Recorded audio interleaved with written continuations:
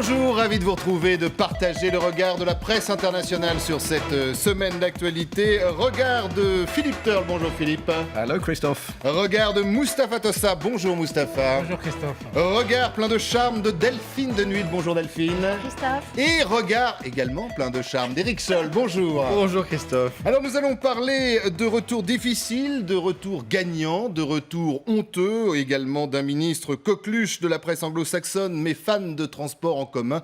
Mais tout de suite, si vous le voulez bien, nous allons parler d'un électron libre du gouvernement, le poil à gratter de la majorité Ségolène Royal, bien sûr.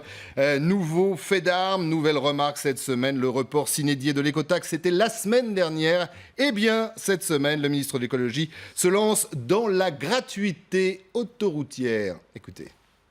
Pourquoi est-ce que les autoroutes ne sont pas gratuites le samedi et le dimanche, par exemple? J'ai le droit, en tant que ministre chargé des Transports, de mettre des idées sur la table. J'ai mis des idées sur la table, voilà. Et j'ai ma liberté de parole. Un grand philosophe disait les idées nouvelles sont d'abord ridiculisées, c'était le cas hier. Ensuite, elles sont Donc critiquées. c'est Valls qui vous a ridiculisé. Ensuite, elles sont critiquées, c'est le cas aujourd'hui. Et après, elles sont analysées, observées et souvent récupérées.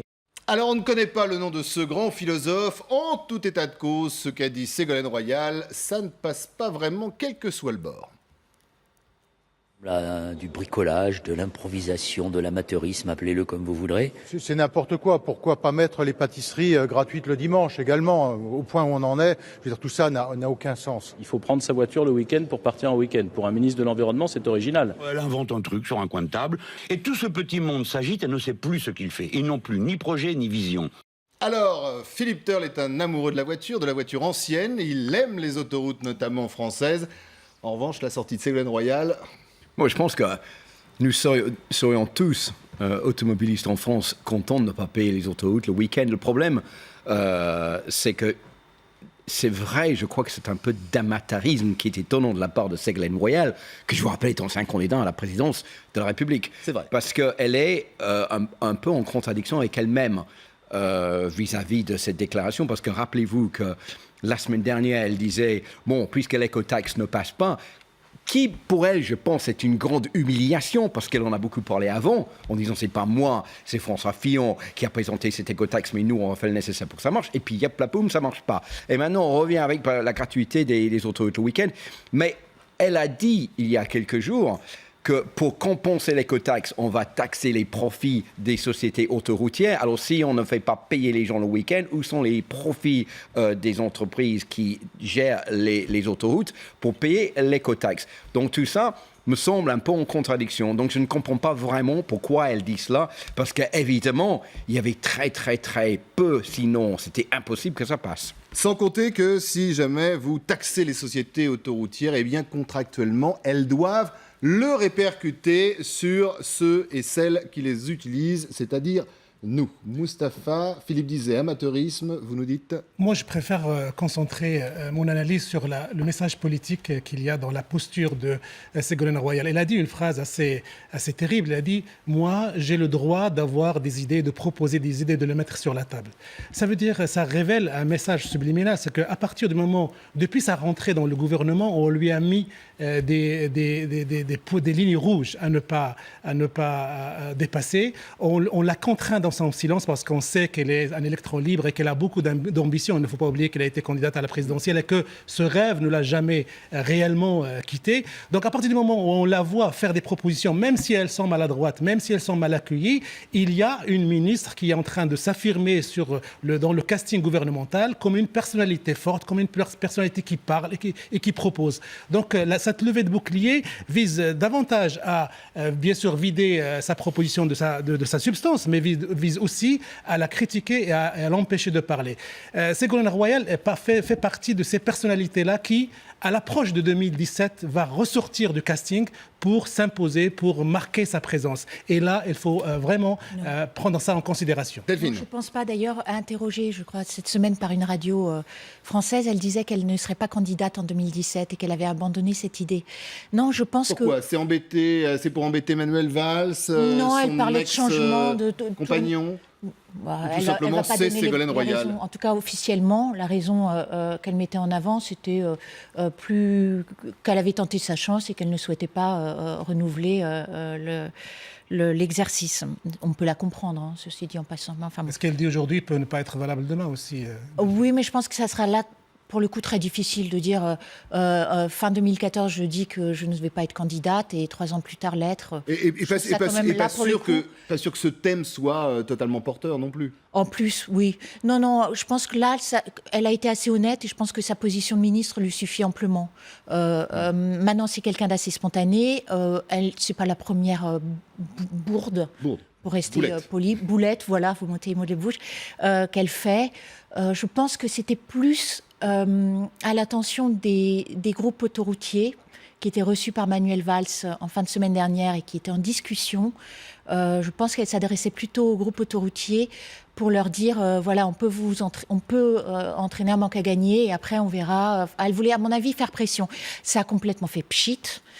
C'est pas la première fois. Maintenant, ce qui est à noter quand même, depuis, c'est qu'il y a eu un accord plus ou moins, alors il faut que la base l'entérine, mais avec les transporteurs routiers, cette fois-ci, pour qu'ils paient la fameuse taxe carbone de 2 centimes d'euros et la taxe contributive à l'écotaxe qui ne verra pas le jour de 2 centimes d'euros, donc 4 centimes d'euros à partir du 1er janvier 2015. Alors, il y en a une autre quand même de Ségolène Royal en cette fin de semaine, c'est tout simplement peut-être de revoir le contrat avec Ecomove, indiquant même qu'on ne serait peut-être pas obligé de la payer, cette taxe ou cette compensation. Et quand je dis on, tout simplement parce que le milliard ou le milliard et demi, ça serait aux contribuables de l'assumer. Éric.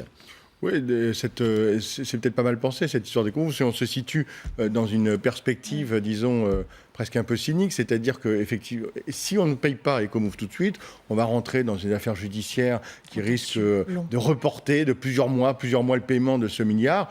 Et puis ça attendra le prochain gouvernement. Donc c'est peut-être pas mal pensé de sa part. Enfin, c'est juste du bricolage budgétaire, et tout comme cette sortie de route, parce qu'au fond c'est ça, elle a fait une sortie de route cette semaine. C'est pas la première fois, elle est, comme Delphine le disait tout à l'heure, tout à fait spontanée. Simplement, ça fait quand même un peu désordre dans un gouvernement qui était présenté comme un gouvernement de combat, où on avait dit arrêtons les couacs, etc. Alors là, on a ça y est, c'est reparti dans la machine à couacs est quand même un peu repartie. Alors c'est très intéressant parce qu'on se souvient effectivement de cette sortie de Manuel Valls qui avait dit qu'il avait inventé, ou qu'on lui avait inventé cette machine à couacs. Et puis en cette fin de semaine, il y en a un autre, un expert en la matière qui a pris la parole. Je vous propose de l'écouter. Coordonner l'action gouvernementale, Manuel Valls le vit tous les jours, c'est un exercice très difficile qu'il faut recommencer sans cesse. C'est jamais fini. Alors après, il y a la discipline de chacun. Et ça dépend aussi des personnalités. Donc moi, j'ai toujours recommandé à ce que chacun s'autodiscipline en quelque sorte. Il ne faut pas improviser par telle ou telle prise de position. La gratuité des autoroutes le week-end, c'est de l'improvisation. Ça, c'est anti-écologique de toute façon. Puis ça, c'est pas finançable. Voilà, ce n'est pas finançable, c'est un couac et c'est un spécialiste qui vous parle. Éric et Moustapha. Mais voir ces images, on a l'impression d'une autre époque. On a l'impression qu'on est revenu peut-être en 1981, enfin à une autre époque. Alors c'était juste il y a quelques mois. Comme si tout d'un coup, mais rappelons-nous cette période de Jean-Marc Ayrault, tout le monde l'a déjà oublié, à commencer d'ailleurs par le gouvernement, tellement on a changé finalement de politique, où on essaye de nous faire croire qu'on a changé de politique, c'est très impressionnant. Mais aussi, il faut écouter l'intervention de Jean-Marc Ayrault sur la longueur, et on sent qu'il est revenu pour un petit peu régler quelques comptes et rejoindre, entre guillemets, les frondeurs contre Manuel Valls. Moi, si tu permets, Christophe, je reviens simplement par une petite phrase sur Ségolène Royal.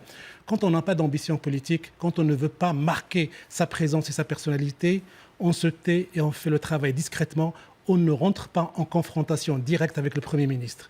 C'est une raison supplémentaire qui me fait dire que malgré tout ce qu'elle dit en ce moment, Ségolène Royal est un numéro avec lequel il va falloir compter dans l'équation à venir. Même si nos politiques nous ont habitués à faire du show en permanence. Alors il y en a un autre qui fait du bruit. On a connu ses propos sur l'assurance chômage, doublés de ceux sur le travail du dimanche. On va parler de la coqueluche de la presse internationale, de la presse anglo-saxonne notamment. C'est Emmanuel Macron qui voyait déjà des illettrés dans les usines. Cette fois-ci, c'est les pauvres qui prennent le bus. Écoutez, ça vaut le détour. Quand on me dit « les pauvres voyageront en autocar », j'ai tendance à penser que c'est une caricature, mais les pauvres qui ne peuvent pas voyager voyageront plus facilement. pire, plus tu le regardes. Alors vous avez vu quand même Emmanuel Macron, nouveau style, hein, plus de pupitre, une tablette, un micro, c'est très anglo-saxon, c'est même très américain. On se croirait à la présentation du dernier iPhone de chez Apple, pour ne pas faire de publicité. C'est un nouveau style, pas sûr que ça passe partout. C'est un nouveau style, mais qui a tout faux. Le problème, c'est que sur le fond, il a raison. Mais il ne faut pas stigmatiser les pauvres, parce que là, vous êtes en train de monter les uns contre les autres, entre ceux qui sont riches qui prendront l'avion, ceux qui sont moins riches qui prendront le train, et ceux qui n'ont rien, qui sont complètement paumés, qui sont obligés de prendre l'autobus, qui prend beaucoup plus longtemps, évidemment. Donc, il y a des façons de dire des choses et des façons de ne pas le dire. Ça, c'est la deuxième fois en très peu de temps qu'Emmanuel Macron fout tout le monde au dos. On commence avec les illettrés de la société GAD. On aurait cru comprendre qu'il avait appris sa leçon depuis. Évidemment, non. Alors, j'aimerais bien lui dire qu'Emmanuel, si vous me regardez, venez me voir. Je vous apprendrai à parler en public, de dire ce qu'il faut dire. Autrement dit, on ne dit pas ça comme ça. On dit, on va ouvrir des voies de bus pour permettre aux gens, le plus grand nombre de personnes, de faire jouer la concurrence, de voyager moins cher que dans le train et dans l'avion, pas bus. Et la France a besoin de ces lignes d'autobus parce qu'il n'y en a pas beaucoup par rapport à l'Angleterre, par rapport à l'Allemagne, surtout entre les villes comme Bordeaux et Lyon où il n'y a pas beaucoup de liens ferroviaires. Mais c'est pas dire oui, c'est que pour les pauvres, voilà, pauvres, mais pas ils ne peuvent pas le prendre alors qu'ils viennent prendre le bus. Mais pas réservé aux pauvres. Cher Eric, allez-y, qui veut J'ai quand même prendre le bus sentiment que Philippe avec fait Emmanuel dans la Macron. novlangue et du politiquement correct. On a le droit en France de parler de pauvreté. Tout le monde peut parler de pauvreté. On n'a pas le droit de parler de pauvres.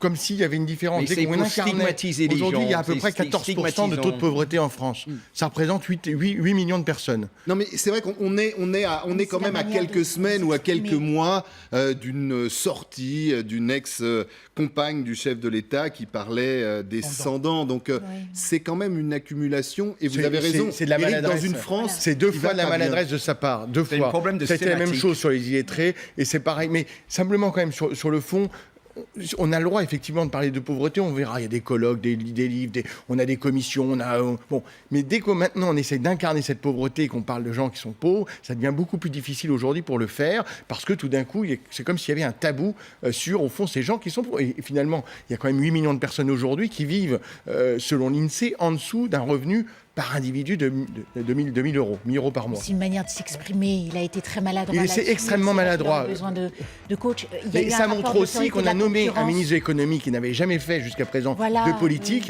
Et il se retrouve, c'est un technocrate. Dans l'arène. Alors on a voulu le présenter comme banquier. Moi, je crois que c'est d'abord un technocrate, une tête très bien faite. Je pense qu'il On a arrive presque quand même à pitié. imprimer quelques messages. Et dans ce sens-là, je ne pense pas qu'il soit aussi mauvais qu'on le décrit, parce qu'effectivement, on commence à retenir son nom. Simplement, pas toujours de la bonne façon et pas toujours Oui, grâce aux avec médias. la bonne communication. Alors, on en reparle dans quelques instants. On parlera également de retour gagnant, de retour peut-être perdant, surtout d'un retour particulièrement honteux. À tout de suite.